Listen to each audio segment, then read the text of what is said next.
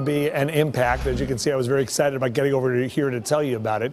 But anyway, it is called El Nino, and the world's climate and weather is about to be impacted by this phenomenon. What is El Nino? El Nino is the warming of the tropical Pacific Ocean waters off the coast of South America. So we go over the tropical Pacific Ocean. Over the last 6 months to 8 months, the water has been warming here, and it's becoming abnormally warm, and it's now looking like it could become a strong El Nino, as the waters, as of this week, have become warmer than they have been in about almost 20 years. So El Nino is growing, once again, the warming of the tropical Pacific Ocean off of South America. How does that impact the rest of the world, and especially North America?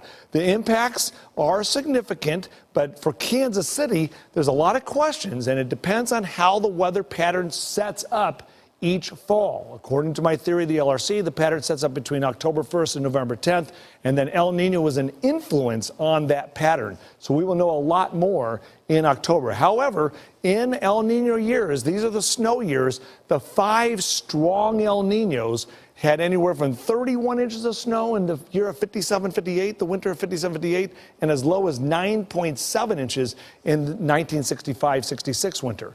Let's go over to meteorologist Jeff Penner. We have been tracking El Nino, which is strengthening. To define El Nino, you have to have 5 straight periods of 3 consecutive months that average about a half degree or bigger. Half or higher, and so far it was a half or higher on February, March, April. Right now we've had 4 consecutive 3-month periods at over a half, and it continues to climb. So, Gary, I think now when the readings come in, officially it'll be an El Nino in the next by the end of this month. Period. Right, and then the forecast is for them to, the Storm or Climate Prediction Center has an 80% chance of that into early spring, that'll continue to be a strong El Nino. And here's the graphic that I really find interesting. This is the computer model projection of the sea surface temperature anomaly. 0 means neutral, no El Nino, and right now we're right at about 1.9.